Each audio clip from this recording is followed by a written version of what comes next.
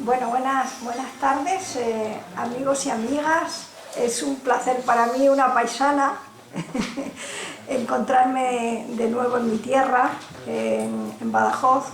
Yo nací en Alburquerque ya hace unos cuantos años y afortunadamente tengo unas raíces tan profundas que son sobre todo las amistades, que de cuando en cuando, las amistades y la familia, que de cuando en cuando me recuerdan que soy pelina de Alburquerque y me dicen: ven para acá, que esto ha cambiado mucho y te va a encantar tu tierra. La verdad es que mi tierra yo la llevo siempre y afortunadamente la excusa perfecta, y más precisamente en este lugar, en presentar mi libro, pues cómo no iba a venir a mi tierra a presentarlo. Así que agradezco la asistencia de ustedes y vamos a comenzar el acto, ya que han tenido la bondad, la gentileza y el afecto sobre todo de cada uno de ustedes de venir a esta presentación del libro. Voy a dar la palabra a mi amigo Andrés Bas, que es uno de los que me tira como pelina que venga a Badajoz muchas veces, y de hecho cada 2 años yo tengo el compromiso de estar aquí y me voy cargada siempre de afecto, de creencia y de conocimientos con él. Andrés, cuando quieras. Gracias, María. Bueno, buenas tardes a todos. Gracias, María, por haberme invitado, por un pretexto para tomar una botella de agua das Pedras. Ya con los años tenemos que empezar a cuidarnos un poco. Y María, pues hace ya por lo menos 15 o 20 años que nos conocemos. Luego la vida y los avatares nos ha ido llevando en reuniones de jurados, de congresos, de historias. Y bueno, coincidimos el otro día en Cáceres y ahora pues cuando me llamó y me ofreció la oportunidad, pues yo no leo, yo soy como casi todos los médicos. Dice: si quieres esconder un billete de 500 a un cirujano donde se lo pone, y de mételo en un libro que no lo va a encontrar porque no leemos. Pero bueno, María me decía que leyera el libro. La primera parte a mí no me ha gustado, la muerte. Yo llevo toda la vida trabajando contra la muerte sabiendo que es una guerra perdida. Pero bueno, aun siendo, lo tengo asumido y esa parte habrá gente que sí, que les guste, porque bueno, lo trata además con cariño y lo trata con elegancia. Yo creo que a los que les guste pues van a encontrar una parte.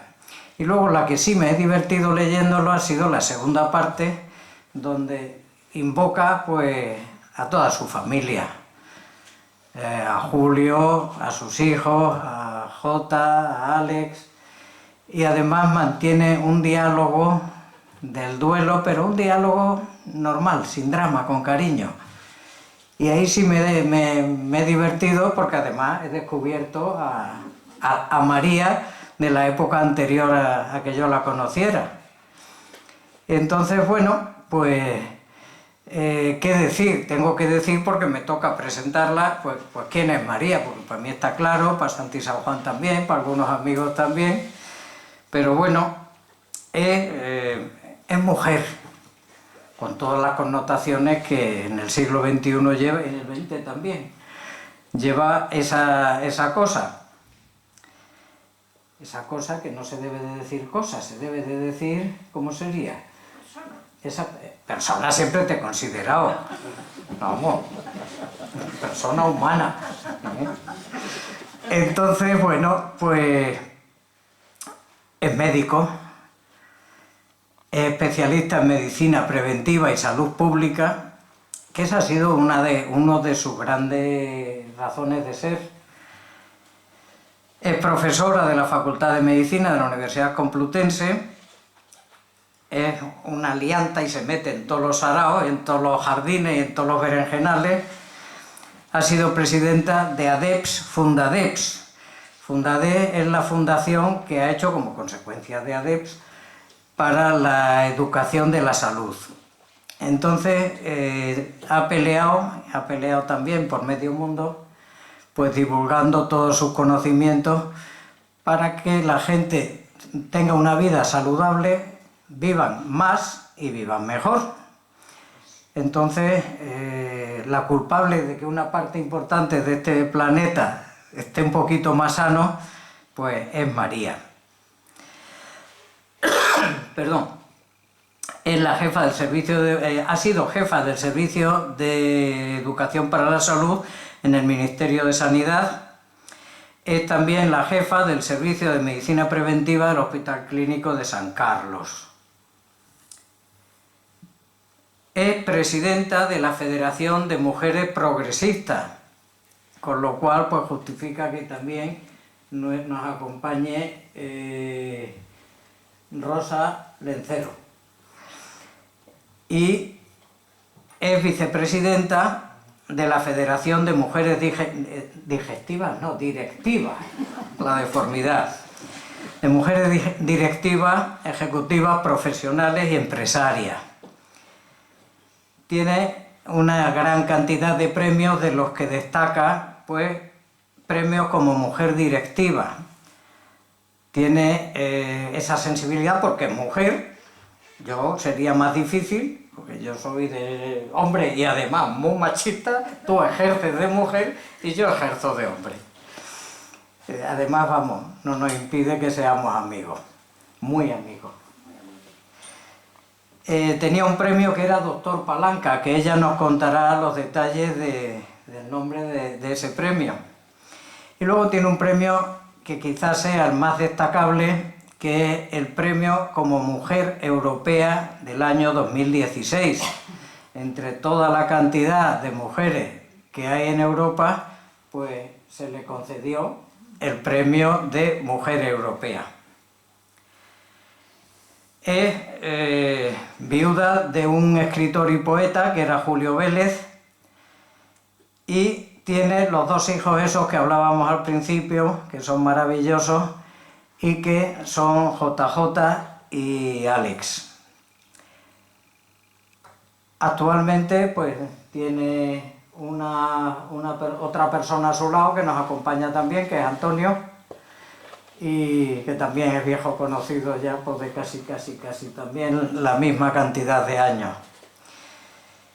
Y estas tres partes son las que inspiran un poco la segunda parte del libro, que es quizás la más sentida. Son fantasmas, pero que no necesitan cazafantasmas. Son sombras que acompañan a María durante un tiempo, y de una manera entrañable ella nos los presenta con toda la dignidad y con todo el cariño del mundo. Yo creo que ya he hablado demasiado. Gracias, y os recomiendo que lo leáis el libro.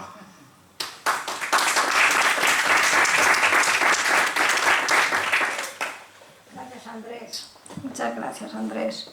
Realmente una presentación linda. Yo sabía que ibas a desgranar un poco la parte curricular mía y sobre todo el gran afecto y el cariño que nos tenemos de hace tantísimos años. Y efectivamente, yo creo que las personas nos encontramos por el camino porque hay una razón importante para encontrarse y seguir liando a la gente, porque nos gusta la gente. Yo creo que eso se nota en las personas.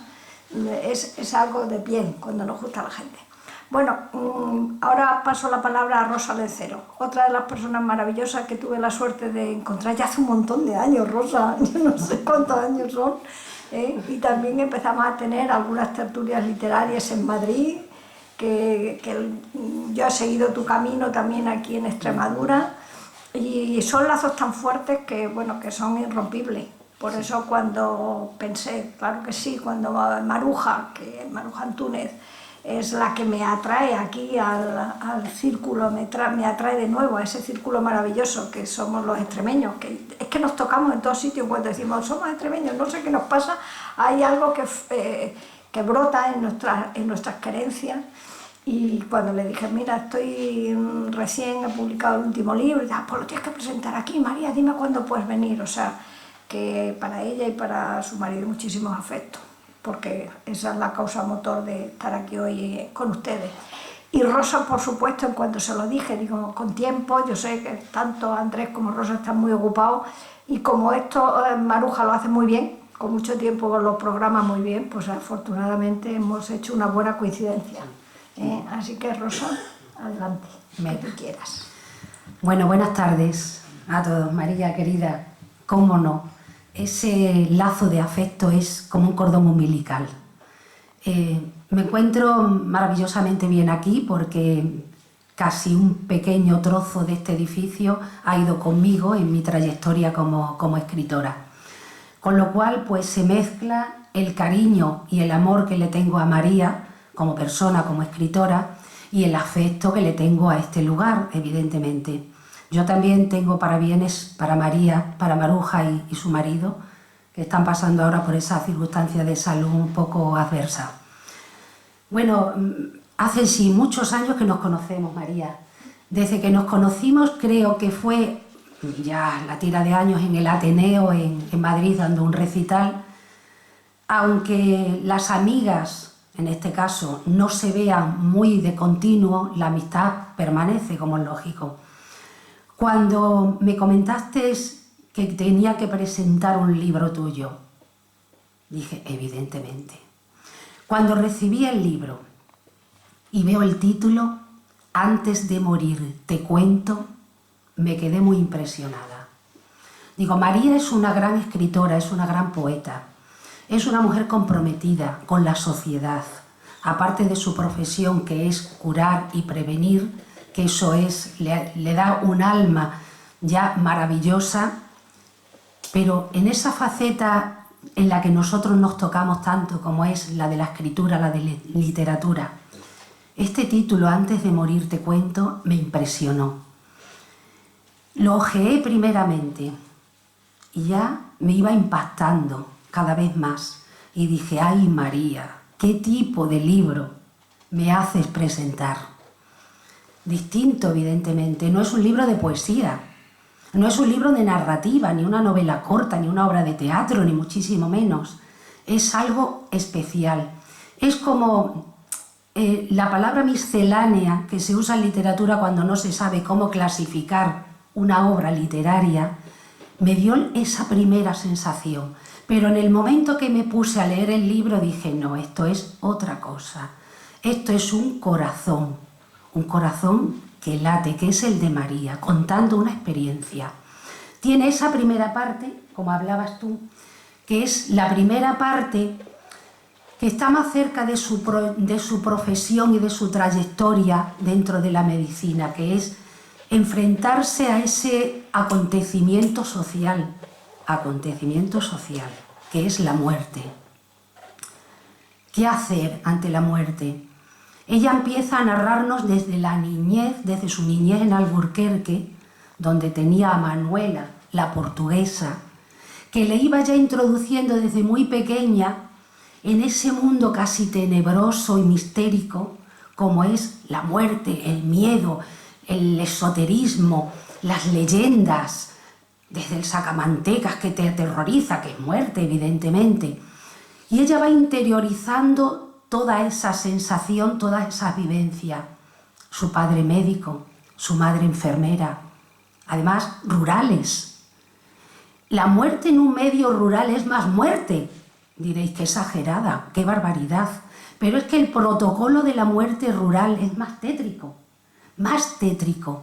En una ciudad los urbanitas, sabiendo lo que es la muerte, la conciben de otra manera. En un pueblo es una muerte del pueblo entero. Se vive con esa intensidad. Se hacen unos protocolos exagerados de acompañamiento del duelo, de todo, ágapes en la casa de donde está el muerto presente, como un acontecimiento social que altera la vida del pueblo, evidentemente, no solo la de la familia, sino la del pueblo, y que acompaña al pueblo entero a la muerte. Distinto de una ciudad donde el cortejo, es más reducido, muchísimo más. Y esa manera que ella nos presenta, nos hace un recorrido por esa primera parte de cómo se vivía la muerte en los pueblos, en su pueblo, cómo el ser humano, que es un ser sufriente y doliente, evidentemente, se va enfrentando a lo que es la realidad de la muerte. Nos hace un recorrido magnífico, un poco de la historia de qué es en sí la muerte. A veces nos hacemos esas preguntas filosóficas desde antiguo que no tienen una respuesta. ¿Qué es la muerte? ¿Qué es la vida? ¿Por qué se muere? Se quedan dentro de esa filosofía que sobre todo vosotros, los médicos, tenéis más razones que el resto de las personas que somos profanas en la medicina. Quizás para vosotros la muerte, como bien decías tú, tiene otro sentido, pero al fin y al cabo es lo mismo. En ese recorrido, en esas pautas que va dando en esta primera parte del libro, que es el proceso del morir, os aseguro que yo cuando lo leía me impactaba muchísimo. Me impactaba como es lógico, como a cualquier otra persona, ¿no? Y intentaba meterme en esa parte de lo que es su mundo como su mundo de la medicina, cuando tiene que dar esas respuestas de por qué se ha muerto alguien, qué ha pasado con la salud de esa persona o una muerte repentina y tal. Cómo comunicar a una persona ese proceso, cómo psicológicamente saber captar o saber sacar el dolor de quien ha tenido una pérdida, pues para que no caiga en la depresión, no sufra, lógicamente se sufre, ¿no? Pero para paliar, digamos un poco, como doctora, con un poco medios paliativos para la persona que acaba de tener una pérdida tremenda, porque esas pérdidas son siempre tremendas, lógicamente. Cómo comunicar esa mala noticia. Es como una guía, en esa primera parte, una guía de cómo enfrentarse a esa realidad totalmente. Y luego pasamos a la segunda parte. La segunda parte, digamos que me atañe a mí un poco más. La primera también, hombre, evidentemente, estaría bueno. Pero digo la segunda parte porque ella es escritora también. Entonces, todos los que escribimos coincidimos siempre en que la escritura también es un modo de terapia, totalmente. Una terapia maravillosa porque es una válvula de escape ante el dolor, las adversidades, las desazones. Un papel blanco al que tú te enfrentas, vamos a decirlo de esa manera, lo acepta todo. Todo. Puedes escribir lo que te pasa, tu angustia, tu desazón y tu alegría, tu dolor por una pérdida, todo. Y María usa precisamente la escritura como esa válvula de escape que es terapéutica. Y es curiosísimo, porque aquí ha usado esa terapia precisamente para salvar un duelo personal. Siempre la muerte en la literatura es un tema muy recurrente. ¿Quién no ha indagado o buceado en la historia de la literatura y no se ha encontrado, digamos, el pasar de una orilla a la otra orilla a través de la literatura? El libro de los muertos de los egipcios. ¿Quién no conoce la copla famosísima de Jorge Manrique? Despierte el alma dormida, vive el seso. Que es maravilloso. ¿Cómo llegó la muerte tan callando? Hay veces que la muerte grita que allá voy, y en esa primera parte ella advierte, pero hay otras veces que la muerte no dice nada y llega. Hay un verso de César Pavese que es: vendrá la muerte y tendrá tus ojos. Es que siempre, la literatura, siempre.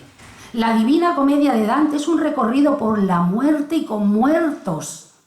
Y es maravilloso y es fascinante. Toda nuestra literatura está imbuida de la muerte. Y en ese sentido es un libro que da libros que dan vida, porque van atravesando esos pasos oscuros o esos puentes oscuros de la muerte. Pero los vivos tenemos que pagar ese portazgo algún día. Y ahí ya no hay literatura, ni muchísimo menos. Entonces, en esa segunda parte, en la que María, repito, usa la escritura como una terapia, son precisamente una serie de conversaciones unilaterales. Hay un supuesto receptor que está en su mundo de la muerte y hay una emisora, que es María, que es la viva, y que necesita ese diálogo para canalizar su sentimiento interior, sentimientos múltiples y dispares, tristeza, pena, rabia, a veces hasta odio, dolor increíble, y habla con Julio, que es el que está ya viviendo en el otro mundo, en esa galaxia que nosotros desconocemos, afortunadamente, porque estamos aquí contándolo. Pero ella necesita ese cauce de expresión como es casi un diario.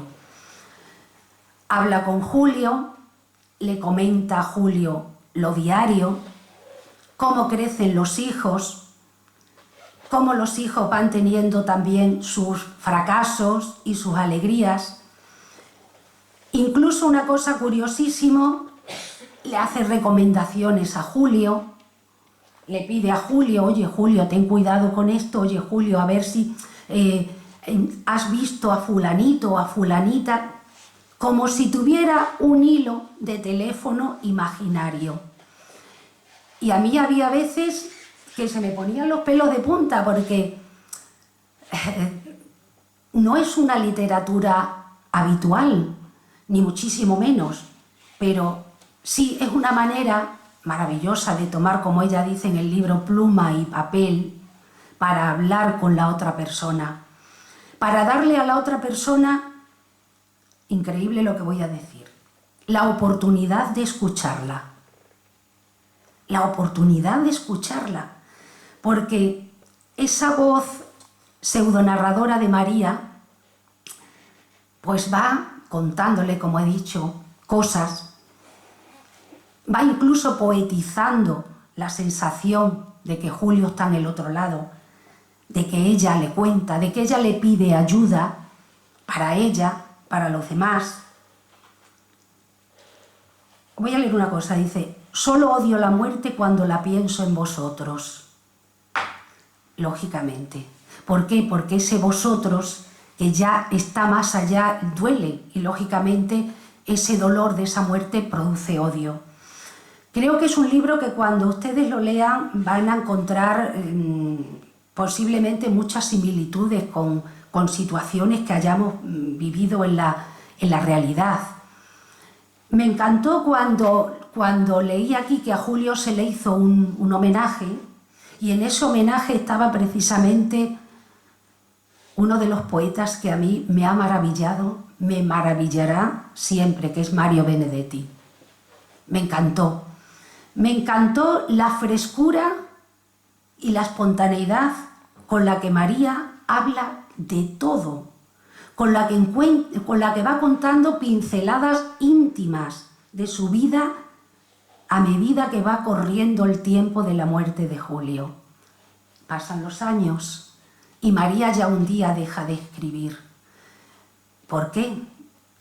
Lógicamente, porque la vida tiene siempre un punto y aparte. No digo punto y final, sino punto y aparte. Y María, aunque termina el libro, no cierra la historia, porque la literatura seguirá siendo siempre ese cauce maravilloso por el que los escritores discurrimos con una facilidad envidiable. Y siempre la tendremos ahí como esa terapia, como esa válvula de escape, y siempre será el cofre de nuestros tesoros. Pero yo creo que los escritores somos tan magnánimos que abrimos ese cofre de los tesoros y lo mostramos, lo damos a conocer y decimos: esta soy yo, pero también puede ser cualquiera de ustedes.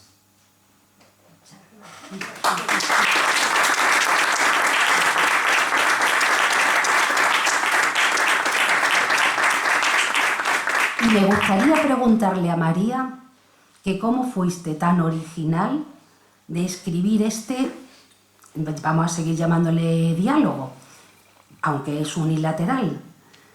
¿Cómo lograste darle ese toque tan especial a esta comunicación inalámbrica? Bueno, ya me pones en el disparadero. Me has puesto desde el principio, me habéis puesto. Agradezco mucho este bautizo aquí en nuestra tierra. Y digo un bautizo intelectual porque no penséis que ha sido fácil decir, pues en mi tierra también lo tengo que presentar, porque hacer esta criatura lleva mucho tiempo. O sea, construir un libro, hacer que esto lo puedan ustedes tener, ojear, leer, reescribir, escribir y hacerlo visible y palpable es muy laborioso. Yo entiendo que hay escritores afamados y con mucha fama que deben ya tener una historia en su haber grande y fácil. Para mí no ha sido nada fácil. Es un libro que además me ha llevado mucho tiempo, entre otras cuestiones porque efectivamente tiene dos partes diferenciadas muy grandes. La primera parte es y no te voy a contestar hasta el final, Sí. La primera parte es un reto que siempre estamos haciendo. Es verdad que Andrés ha dicho, yo precisamente peleo contra la muerte y ese es mi haber como médico y cirujano, pero es verdad que si la gente nos sigue queriendo a los médicos y a la medicina es porque todavía nos creemos que debemos de acompañar al ser humano en su fase doliente, hasta el final de sus días, ¿no? Por lo menos así lo he mamado yo en mi casa, de mi padre y de mi abuelo, que eran médicos rurales, médicos de pueblo, que tenían que acompañar hasta esa fase de duelo. Y en la primera parte insisto mucho en la importancia que tiene el que hay dos sectores profesionales muy cercanos a ese sufrimiento, que es el mundo sanitario en toda su extensión, médico, personal de enfermería, todo lo que acompañamos en esos momentos de tanto sufrimiento, y el mundo docente. Y de hecho también lo explayo aquí. O sea, no se puede negar una evidencia, y la evidencia es que cuando el ser humano empieza a preguntar cosas, empieza a ser consciente de que puede perder cosas, puede perder un animalito, a alguien o un ser querido, o a un abuelo, una abuela, empieza a perder, a sentir, a tener duelo. Si aparte de la familia hay ahí un personaje muy entrañable, que es el maestro, la maestra, son los profesores. Y eso es lo que he intentado también demostrar aquí, que ante algo tan vital como es el sufrimiento del ser humano, cuando pierde algo muy querido, alguien muy querido, tiene que abordarse. No esperar a la parte teórica cuando no, sino en ese momento. Y de hecho tuve la suerte yo soy discípula del profesor Laín Entralgo, un médico humanista, que tuve la suerte de conocerlo en vida, y a un discípulo suyo, el profesor Diego Gracia, y cuando yo estaba preparándome para la tesis doctoral, dije que siempre, desde muy pequeña, precisamente por la historia que había vivido en mi pueblo, en mi casa, en mi entorno, siempre me había acompañado ese sentido de cómo abordar, cómo atender a ese sufrimiento profundo. Y nos lanzamos a hacer una investigación, y es la única investigación que hay, aquí está relatada, sobre la muerte y el morir de los escolares. Ya se pueden imaginar un grupo de médicos que fuéramos a un centro escolar, que nos permitieran los maestros y las maestras entrar en un tema tan morboso, entre comillas. Luego nos lo agradecieron, y la verdad es que el resultado del trabajo que aquí se expresa, y se anima a los docentes a que lo aborden cuando existe una causa real. ¿Para qué? Pues para quitar miedo, para no cerrar, que es parte de la vida de todos seres humanos. Y esa parte es lo que a mí me ha movido mucho en toda mi historia científica, que es la divulgación científica. Ayudar a los profesionales. Lo he hecho de una manera muy sencilla. Yo no soy psiquiatra, no es mi tarea, No hablo del duelo patológico, sino del duelo normal, del dolor que cada ser humano puede sentir y siente cuando pierde algo, un ser muy querido o algún animal muy querido o alguna cosa, y todo el proceso de ese dolor y cómo abordarlo. Y creo que puede ser un manual fácil de entender. Y luego porque es verdad, la segunda parte, porque si siempre que alguna persona se me ha acercado, alguna persona que aún no conociéndome, siendo simplemente esa aproximación de médico-paciente, le he mandado y he recomendado que cuéntalo, ese dolor, cuéntalo a alguien que tú quieras, incluso a alguien que no quiera, pero cuéntalo, y si no tienes esa capacidad o esa necesidad o ese momento, escríbelo. O sea, la escritura es una terapéutica maravillosa, aunque sean a trazos ya desde los años 60, se ha investigado mucho la parte terapéutica del relato de la escritura para poder desahogar el dolor. Sabemos que los médicos rápidamente, para la parte aguda, mandamos fármacos, pero es que el duelo lleva su tiempo, es todo un proceso. Y por lo tanto esa parte, pues la terapéutica de la escritura es así. Y precisamente porque conozco esas experiencias a través de los cursos de formación, de los comités de ética que he dirigido y que organizamos redes y todo esto, no he querido coger ningún caso nada más que el propio. Y durante mucho tiempo fui escribiendo poco a poco pues toda esa rabia, todo ese dolor de una persona que murió precozmente, porque la esperanza de vida al nacer hoy día afortunadamente en España es muy rica, es muy larga, es muy longeva.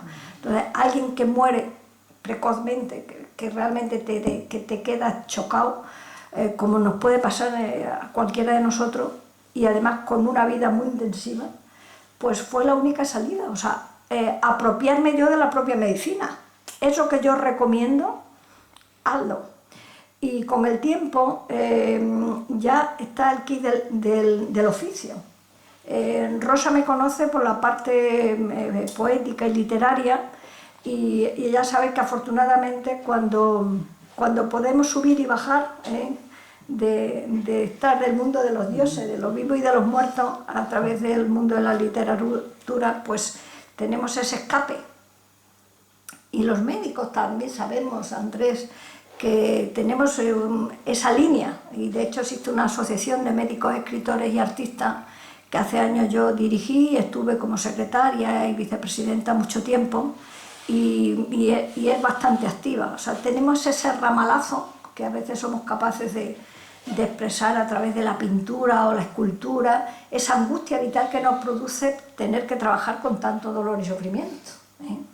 Tú curas, pero que sepas que también a veces tenemos que coger esa parte que es muy dolorosa. Lo que pasa es que los médicos, como buenos profesionales, tenemos que cerrar, porque no podemos llevar a casa tanto sufrimiento. El buen profesional se diferencia de ese tipo de oficios precisamente porque tenemos que saber decir hasta aquí y superar. La literatura nos da un escape maravilloso, nos da un escape maravilloso para poder asumir el sufrimiento humano y el sufrimiento propio, y poder elevar y que no nos produzca una úlcera, porque nos produciría realmente una úlcera, de guardar tanto dolor. Y luego he tenido la suerte en este camino, precisamente de profesionales, de encontrarme una maestra, que es María Domínguez, la editora de Hilos de Emociones, que ella, toda su editorial, que era una editorial joven, se ha dedicado a hacer relatos y sobre todo cuentos infantiles para los maestros y las maestras, y que lo utilizaran. Y cuando me dijo, María, por favor, tenemos además, soy vicepresidenta de otra organización que se llama Asociación Española de Lectoescritura, para fomentar la lectura y la escritura en nuestros niños y niñas, que como sabéis editamos mucho y leemos poco. Pues hay un elenco de maestros maravillosos y de maestras que me dijo, el próximo libro, y digo, pues el próximo libro que tengo prácticamente en cartel no te va a gustar. Y cuando le dije el tema y le mandé el borrador, me dice, ¿cómo que no? Si yo además tengo cuentos infantiles en esta línea. Digo, bueno, pues tú misma, porque no sé cómo saldrá el asunto. está encantada y yo agradecida porque es una maestra arriesgada, no ha podido estar, es una onubense estupenda, pero claro, tiene clases por la tarde. Ya me dijo, los lunes, María, imposible, así que allá que en el pueblo se ha quedado. Pero me dijo, ya me contará. Digo, hombre, te contaré que estoy nerviosa, porque cuando lo he presentado en el colegio médico es un entorno más propio, cuando lo he presentado en el colegio de psicología, pues también los psicólogos entienden y trabajan estos asuntos, y haciendo este mundo de bolos, pues es verdad que venir a la tierra, pues una se pone un poco más nerviosa porque es mostrar parte de una vivencia. Y es verdad que Andrés no conocía esa etapa porque era mucho más antigua. Y sí te contesto, Rosa querida, que el hecho de... no se me olvidará la frase de un colega médico que fue el que me dijo claramente, no tienes vergüenza. Si fuera mi hermana me diría, no tienes lacha.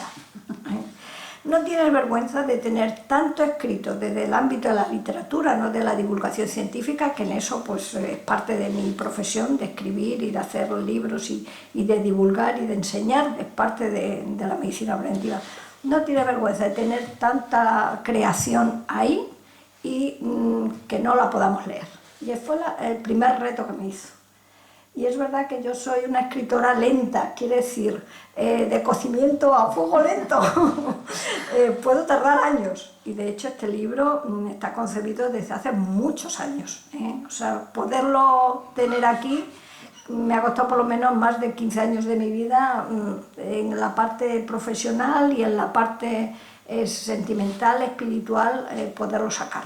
Y luego, lógicamente, hacer que sea legible, que sea fácil de leer, que sea entretenido y sobre todo que las personas lo vean como algo propio, quiero decir, lo puedan utilizar como profesional en esa primera parte de cómo hacerlo, y luego la segunda parte decir, bueno, también yo he vivido o me he aproximado o he conocido este sufrimiento. Y sobre todo que cuando los médicos, las médicas recomendamos la terapéutica de la escritura, es decir, no te engañes. Ya en esta parte de la vida no te engañes. Te puedes engañar en el amor, te puedes engañar en querer obtener tales y tales prebendas, pero aquí es la verdad desnuda. No te engañes. Lo que sientes, cuéntalo. Y es verdad que la misma editora y mis correctores, que he tenido afortunadamente muy buenos correctores, me decían, ¿vas a lanzar todo lo que has escrito de la manera tan cruda como lo estás diciendo y escribiendo? Digo, yo creo que sí, que si precisamente mi recomendación terapéutica es no te engañes, escribe lo que sientes en ese momento, no puedo yo cercenar esta historia. Por eso has visto ahí todas las fases de sentimiento que durante tanto tiempo para superar ese duelo.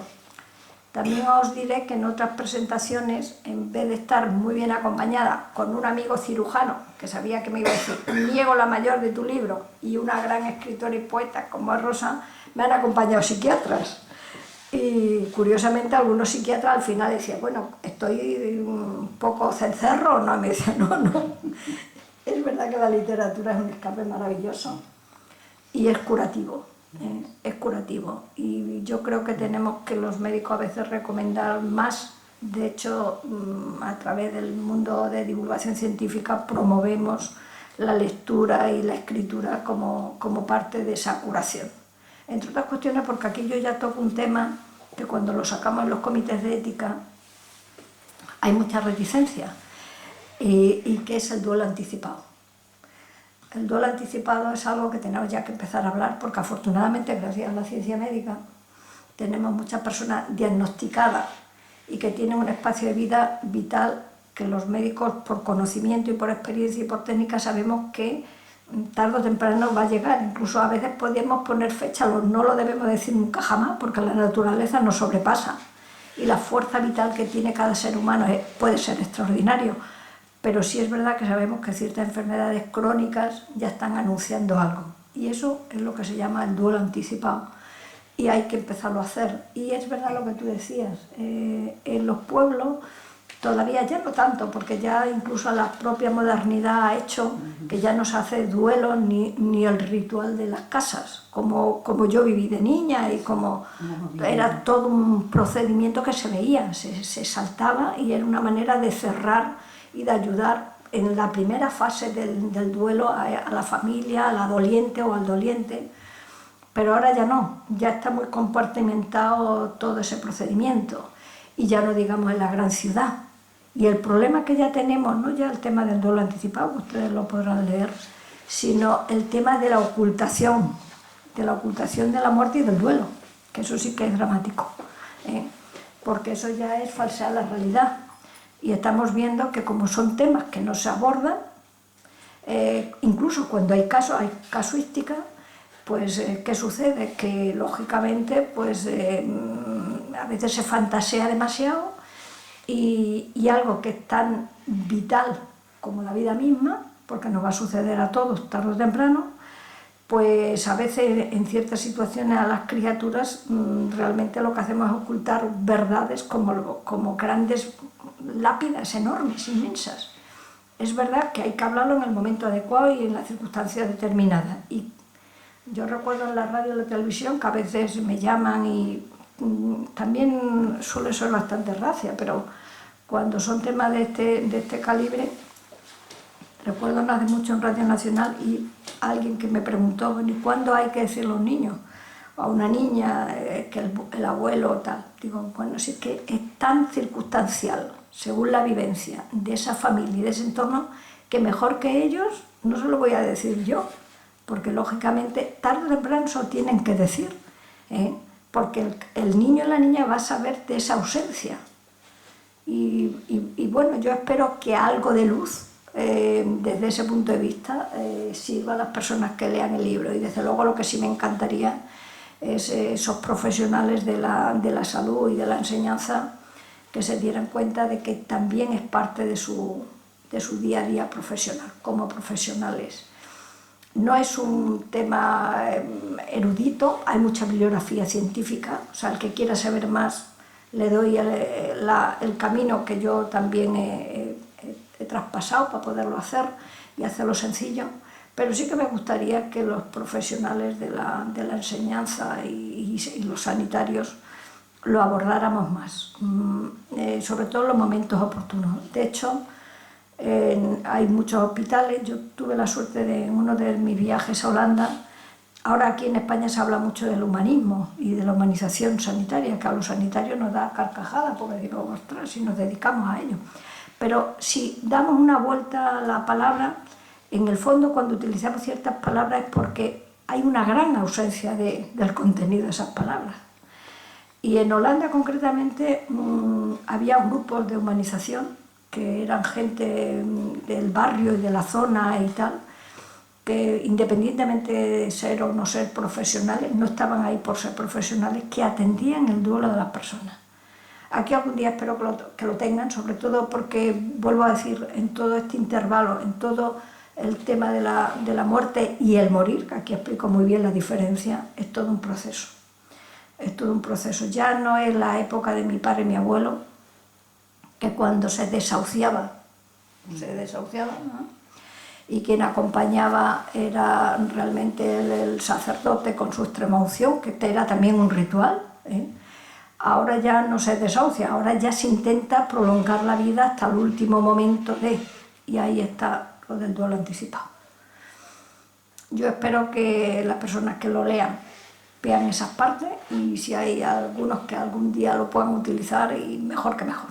Ese es el objetivo fundamental. A mí me ha servido, es lo que puedo decirle, a mí me ha servido. Es verdad que como literata nunca se cierran puertas, Rosa, pero empíricamente yo puedo demostrar que a mí el duelo terapéutico que yo recomiendo me ha servido. El poderlo escribir, el poderlo volcar, y lo único que me he atrevido como literata es escribirlo, ponerlo y hacer que exista esta criatura externa ya a mí. O sea, ya esto supera. Cuando un escritor, una escritora escribe un libro, sabe que esa criatura ya no es suya, es de las personas que lo leen. Y cada una hace se adueña de lo que ese libro le aporta, y que además según los momentos le va a aportar una cosa u otra. Y mira, me ha gustado lo de miscelánea, sí, es verdad, es miscelánea, Sí, es sí. difícil encuadrarlo.